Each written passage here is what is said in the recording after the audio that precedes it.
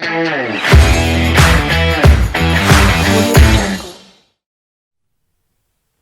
Everyone, स्वागत है आप सभी का फिर से एक और नए एपिसोड में talk with Dinesh sir series के साथ। इसके पहले आपने ऑलरेडी डॉक्टर, इंजीनियर और फार्मासिस्ट के साथ हमारा इंटरव्यू देखा। आज हमारे साथ हैं डॉक्टर आकाश पांडे, जो अपने आप में एक फिजियोथेरेपिस्ट हैं। और खुशी की बात यह है कि इन्होंने इसी साल अपने फिजियोथेरेपिस्ट की जो डिग्री है BPTH वो कंप्लीट की है।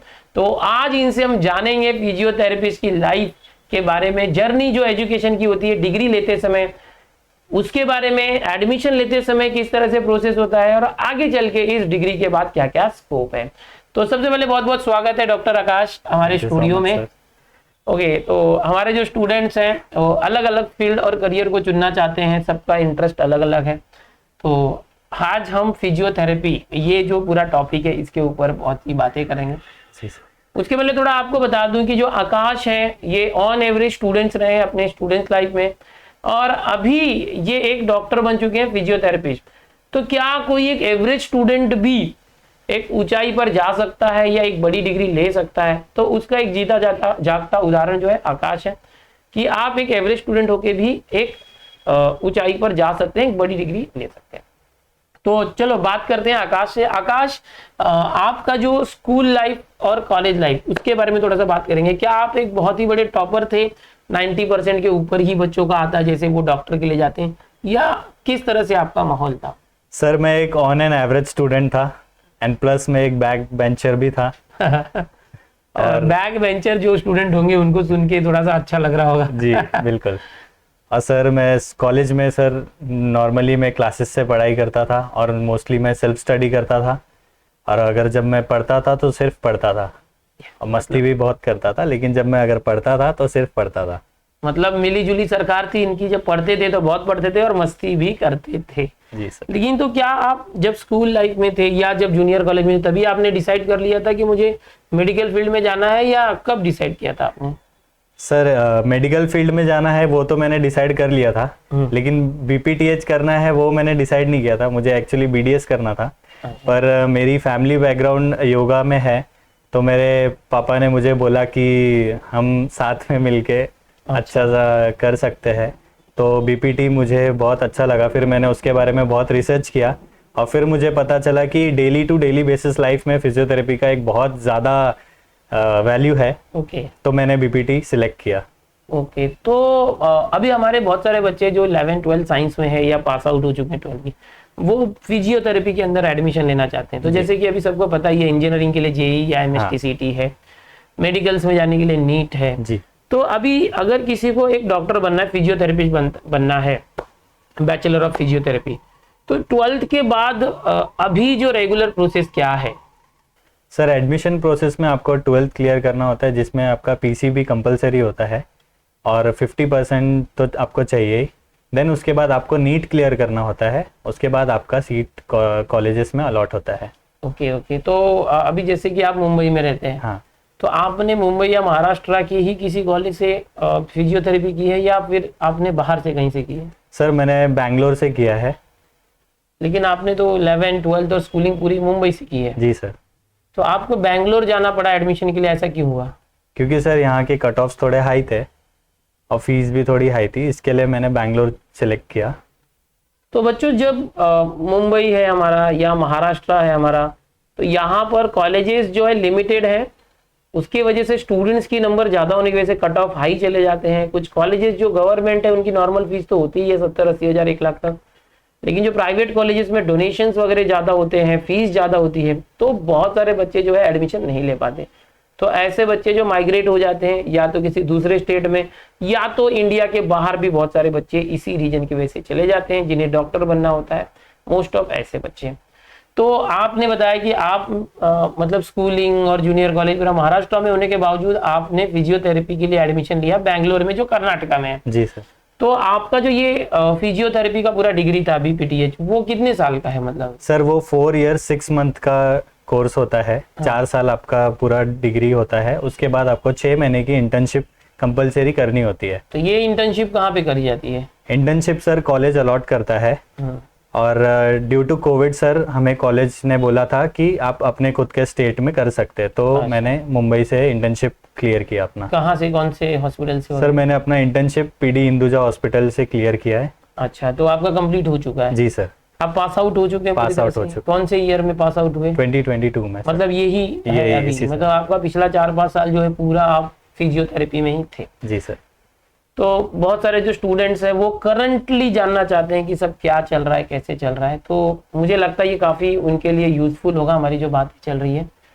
तो अभी थोड़ा सा ये जानेंगे कि फिजियोथेरेपी में एडमिशन के बाद, जैसे फीस स्ट्रक्चर की बात कर रहे थे हम लोग कि आपको आउट ऑफ महाराष्ट्र मूव होना पड़ा, तो थोड़ा सा फीस स्ट्रक्चर हम डिस्कस करते हैं। महाराष्ट्र के अंदर अगर किसी बच्चे का अच्छा स्कोर आता है और वो गवर्नमेंट कॉलेज में प्लेस हो जाता है, तो गवर्नमेंट कॉलेज में जो ईयरली फीस है वो लगभग कितनी होती है अभी इस साल? सर गवर्नमेंट कॉलेज में ईयरली फीस ऑलमोस्ट 60 to 70,000 तक होती है। अच्छा, और वो BPTS बढ़ती भी होगी हर साल? जी सर। थोड़ा थोड़ा बढ़ती हर जैसे- साल 5,000 to 2,000 इंक्रीमेंट होता है। अच्छा, 5,000 इस तरह से इंक्रीमेंट होता है। अगर समझो कि प्राइवेट कॉलेज में कहीं पर हम बच्चा एडमिशन लेने जाता है फिजियोथेरेपी जी के सर। अंदर, तो उसके लिए क्या क्राइटेरिया, वैसा ही कुछ है या फीस में कुछ डिफरेंस है? उसमें आपका कैप राउंड्स होता है, कैप राउंड के वजह से आपको सीट्स अलॉट हो जाती है, तो उसका भी फीस 1 लाख रुपए तक हो रहता है। कॉलेज टू कॉलेज होता College होगा, to 1 lakh, college, 1.25 yes. Lakh, 1.5 lakh इस तरह से। अगर जो बच्चा है उसको कैप राउंड्स जो होते हैं, काउंसलिंग्स होते हैं, उसमें अगर गवर्नमेंट कॉलेज भी अलॉट नहीं हुआ या प्राइवेट कॉलेज भी अलॉट नहीं हुआ, तो मैनेजमेंट सीट होती होगी, जैसे हर फील्ड में होती है, इंजीनियरिंग में वगैरह डॉक्टर्स के लिए, वैसे फिजियोथेरेपी में भी होती होगी। तो उसके अंदर अगर बच्चा जाना चाहे तो कुछ डोनेशन का भी हिसाब होता होगा? जी सर, आपको कॉलेज का डोनेशन पे करके आप जा सकते हैं। तो ये लगभग कितना होता होगा डोनेशन वगैरह?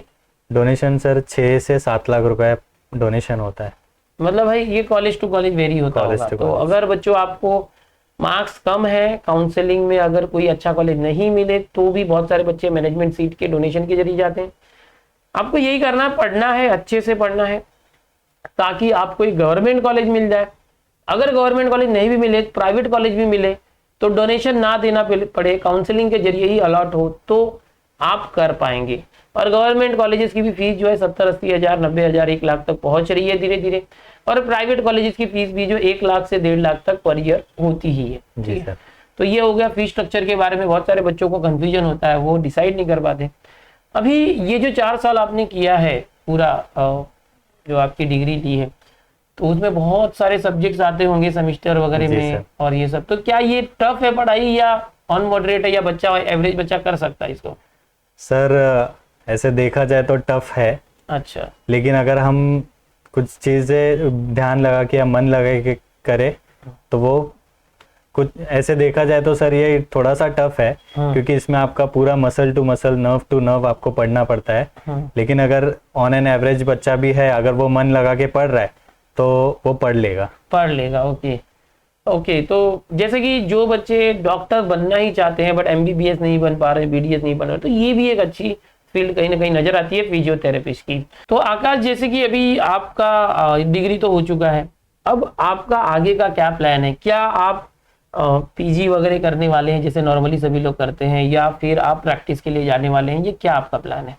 सर फिलहाल तो मेरा प्लान है कि मैं प्रैक्टिस पे ज़्यादा फोकस करूँगा, फिर उसके बाद मुझे पीजी करना है। पीजी मुझे न्यूरो में करना है। अच्छा, तो मैं अभी से ही उसकी थोड़ी तैयारी कर रहा हूँ। तो आप फिलहाल गैप लेने वाले हैं? हाँ, अभी मैं गैप लेने वाला हूँ। ओके। अच्छा, तो आप मुझे बता रहे थे कि जब आप फिजियोथेरेपी कर रहे थे उस दौरान भी आप कुछ ना कुछ कंसल्टेशन करते रहते थे, कुछ उससे भी पैसे कमाते थे, तो वो जरा बताएंगे क्या है? सर जब भी मैं अपने डिग्री कॉलेजेस में था तभी मैं ऑनलाइन कंसल्टेशन करता था, और प्लस मैं होम विजिट्स भी करता था। तो ये फिजियोथेरेपी में सबसे मेन पार्ट होता है कि आपको होम विजिट्स पे ज़्यादा पेशेंट देखने मिलते हैं, और आप कैसे ट्रीट करते हो, क्या क्या करते हो, तो उससे आप ज़्यादा सीखने को मिलता है आपको। तो ये जो मतलब किस टाइप के पेशेंट होते होंगे फिजियोथेरेपी के लिए, जैसे होते हैं वैसे वो बताइए। सर फिजियोथेरेपी के लिए मेनली मोस्टली सबसे पहला तो आपका पेन मैटर करता है, कि पेन आपको कहीं भी अगर पेन रहेगा तो आपको फिजियोथेरेपिस्ट के पास ही जाना पड़ता है, वही आपका इलाज कर सकता है। दूसरा आपका न्यूरोलॉजी के पेशेंट होते हैं, जिसको स्ट्रोक हो गया, एक साइड स्ट्रोक हो गया या पूरा 4 क्वाड्रिप्लेजिक हो गया, यस लकवा मार दिया, वैसे पेशेंट होते हैं।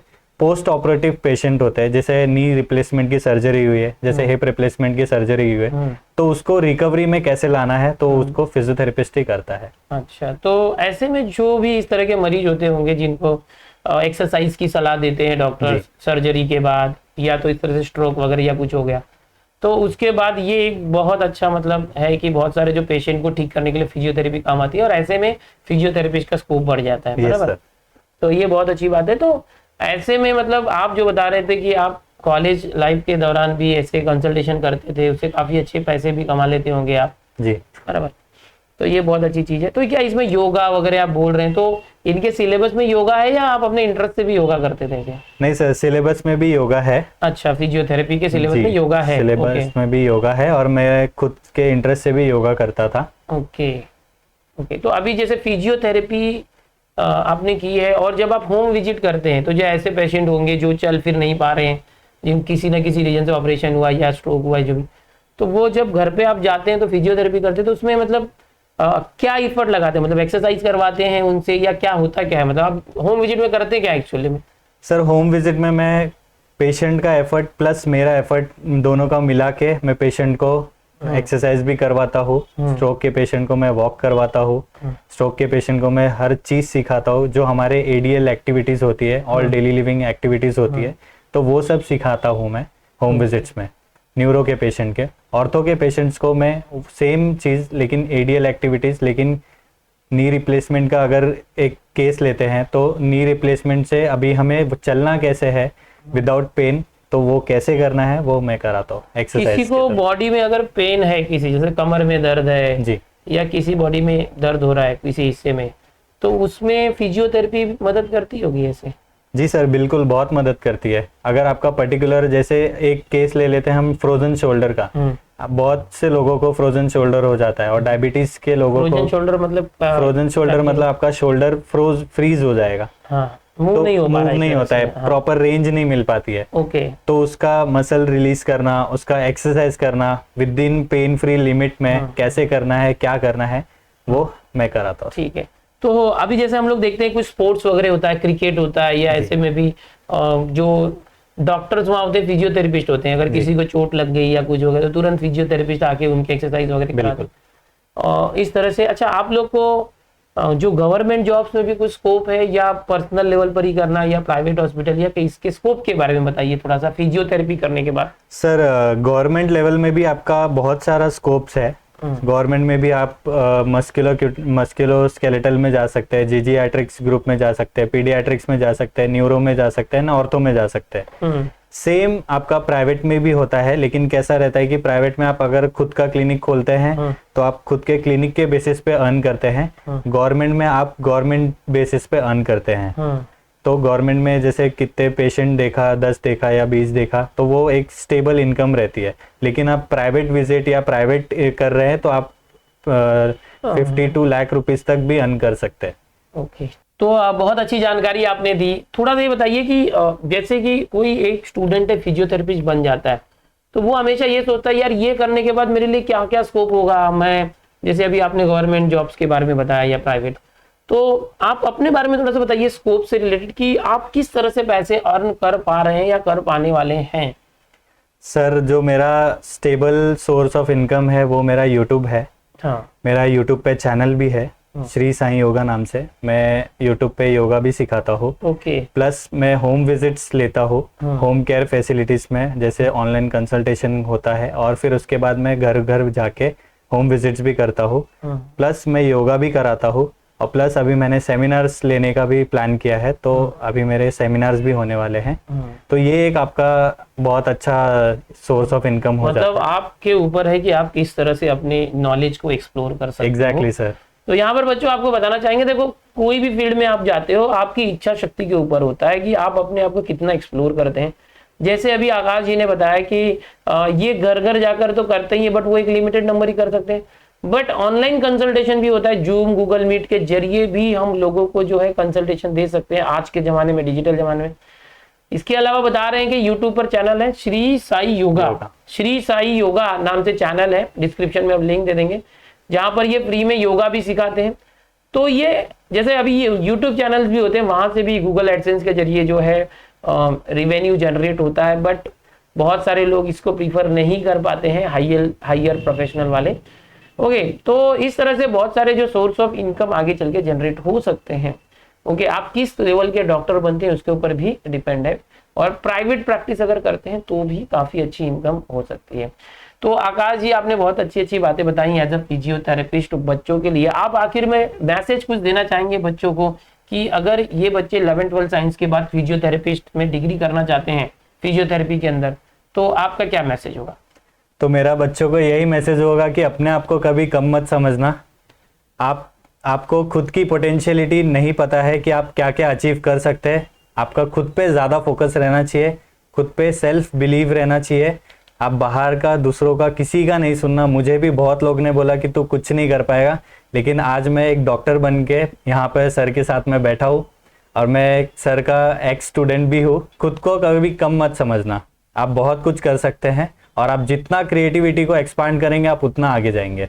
आप जो सोचोगे वो पूरा कर सकते हो बच्चों। आपने अगर सोचा है उसके लिए लगन से मेहनत करो, वो जरूर होगा। आपको जैसा लग रहा होगा कि जैसे यहाँ पर डॉक्टर आकाश पांडे हमारे साथ बैठे हैं, फिजियोथेरेपिस्ट, इसके पहले हमने MBBS डॉक्टर को बुलाया था, इसके पहले इंजीनियर और फार्मासिस्ट आए थे। आपको अगर और भी इच्छा है, किसी के बारे में जानना है, किसी प्रोफेशन के बारे में, तो यार कमेंट करो नीचे कि आपको और कौन से ऐसे प्रोफेशन है जिसके बारे में ज़्यादा जानना है।